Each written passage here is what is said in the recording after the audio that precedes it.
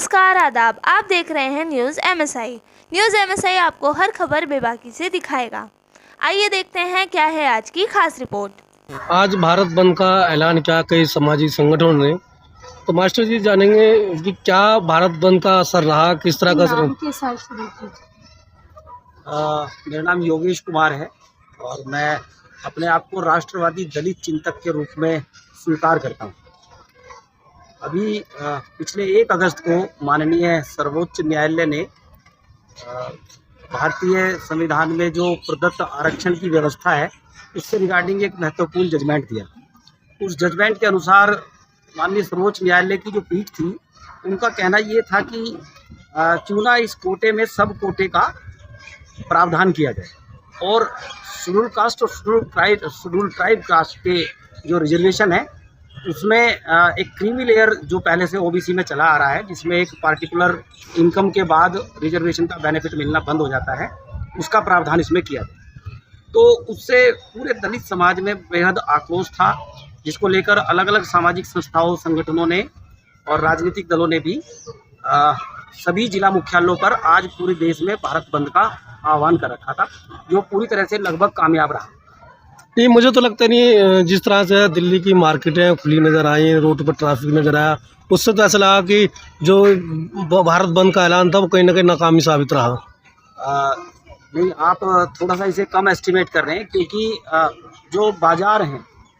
और जो DM office हैं उन दोनों में डिफरेंस देखने को अभी शाम तक वीडियोज़ आ जाएंगी, बहुत सारी चीज़ों का डिफरेंस पता लग जाएगा। इसमें जो सिस्टमेटिक ढंग से विरोध करने का तरीका बनाया गया था वो ये बनाया गया था कि सभी जिला मुख्यालयों पर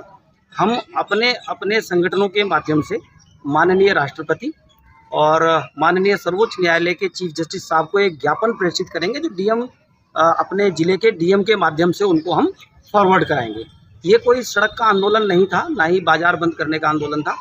बंद का जो आह्वान था वो इस तरह से था कि जो दलित समाज के इससे पीड़ित पक्ष के लोग हैं, जिन पर इसका प्रभाव पड़ना है, वो लोग अपने अपने कार्यस्थलों पर अपने काम पर नहीं रहेंगे, और रहेंगे तो वो सांकेतिक तौर पर पूरी तरह से इसके समर्थन में रहेंगे। अब इसके बंद होने के पीछे यहाँ से जब शुरुआत होती है तो ये बात पूरी तरह से तथ्यपूर्ण रूप में निकल कर आती है कि माननीय सर्वोच्च न्यायालय ने इस बात के लिए कह तो दिया कि भाई इसमें से कुछ कोटे में से अंदर का कोटा हमें वर्गीकृत करना है, लेकिन इसका पूरी तरह से समीक्षात्मक रूप में विश्लेषण नहीं किया। यदि मध्य प्रदेश में आज भी यदि घोड़ी पर बैठने के कारण किसी दलित की पिटाई होती हो, राजस्थान में यदि आज भी किसी दलित बच्चे को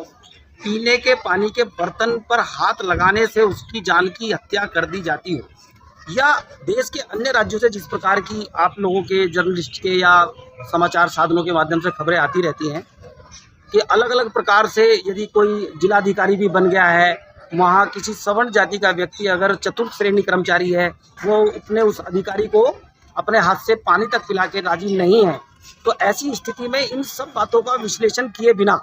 आरक्षण जैसे बड़े महत्वपूर्ण पहलू पर ऐसा निर्णय देना बेहद अफसोसजनक है। और मैं निवेदन करूँगा अपने समस्त कैबिनेट के जितने भी मंत्री मंडल के लोग हैं, वो माननीय प्रधानमंत्री जी, माननीय राष्ट्रपति जी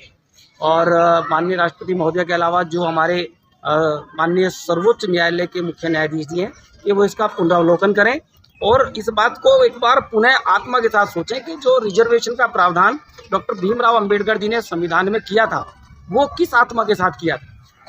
उसमें पैसे तो लोगों के पास पहले भी थे, ऐसा नहीं था कि लोगों के पास, दलित समाज के पास पैसे नहीं थे या दलित समाज के पास में बल नहीं था, लेकिन चूंकि सोच वाला मुद्दा था और लोगों को जागृत करके, लोगों को हर तरह से मजबूत करके एक मुख्य धारा में लाना था। आज भी अगर हम देखें तो मुख्य धारा में बहुत कम लोग आ पाए और उन लोगों को भी आप बाहर कर देना चाहते हैं, तो निश्चित तौर पर कहीं ना कहीं दलित समाज का बहुत बड़ा नुकसान होने जा रहा है। और इस नुकसान से बचाने का सिर्फ एक ही मात्र हमारे पास उपाय है कि केंद्र सरकार अपने इस पक्ष को रखने के लिए तुरंत एक अध्यादेश पारित करे और माननीय सर्वोच्च न्यायालय के आदेश की एक पुनर्समीक्षा याचिका दाखिल हो केंद्र सरकार की तरफ से, और जिसमें केंद्र सरकार माननीय सर्वोच्च न्यायालय से निवेदन है कि वो आरक्षण जो कि संविधान की मूल आत्मा और मूल प्रस्तावना के साथ में जुड़ा हुआ है, उसे यथावत जारी रखें। जिस तरह से 2-5 साल पहले आरक्षणों को लेकर दलित समाज सड़कों पर उतरा था और पूरा पूर्ण बंद का नजर आया था और उसका असर भी हुआ था, और आरक्षणों को लेकर जो उस वक्त की केंद्र सरकार थी उसने बड़ा नोटिस किया था और उसको इस मामले को रद्द कर दिया था। तो क्या इस बार दलित समाज इतना इकट्ठा नहीं हो पाया कि जिस तरह 5 साल पहले वो प्रदर्शन होता, वो आज वो दिखाई नहीं दिया? नहीं, ऐसा नहीं है सर। बेसिकली बीच बीच में घटनाएं होती रहती हैं। कभी कभी SC ST एट्रोसिटी एक्ट के अंदर जिस प्रकार के नए प्रोविजन या अमेंडमेंट होते रहते हैं, उनको लेकर दलित समाज में जो विरोध पैदा होता है, दलित समाज में जो गुस्सा पैदा होता है, या फिर रिजर्वेशन में प्रमोशन में रिजर्वेशन को लेकर जिस प्रकार के वर्डिक्ट बीच बीच में आते रहे हैं और उनको लेकर दलित समाज में जो आक्रोश पैदा हुआ है, ठीक उसी प्रकार से आज भी पूरी तरह से आक्रोशित था दलित समाज। और देश के लगभग सभी जिला मुख्यालयों पर अलग अलग संगठनों ने अपना विरोध दर्ज कराया और यहाँ से शुरुआत है, ये कोई अंत नहीं है, यहाँ से शुरुआत है। अभी शांतिपूर्ण तरीके से सभी लोगों ने अपनी बातें रखी हैं। जो विधि विशेषज्ञ हैं, जो कानून के जानकार हैं समाज के लोग, और जो कैबिनेट में लोग हिस्सेदारी में हैं, वो सब पूरी तरह से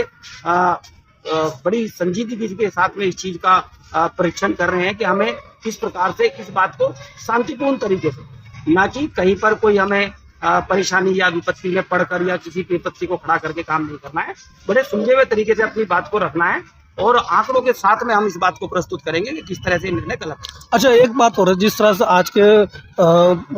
भारत बंद में जो है मायावती का चेहरा दिखाई दिया, चंद्रशेखर रावण का चेहरा दिखाई दिया, लेकिन जो और राजनीतिक दल है उनके तरफ से कोई खास बयान नहीं आया, जिसकी वजह से ये नहीं मानते कि केवल 2 ही चेहरे दलितों के जिनके नाम पे बयानबाजी आई है, जिन्होंने कहा कि हम इसको आंदोलन का समर्थन करते हैं, बाकी लीडरों का बयान नहीं आया। ऐसा नहीं है। और जिस प्रकार दलितों की जो नेता हैं बहन कुमारी मायावती जी या आदरणीय चंद्रशेखर आज़ाद जी, उन्होंने आज बिल्कुल मुखर होकर ये आवाज़ उठाई है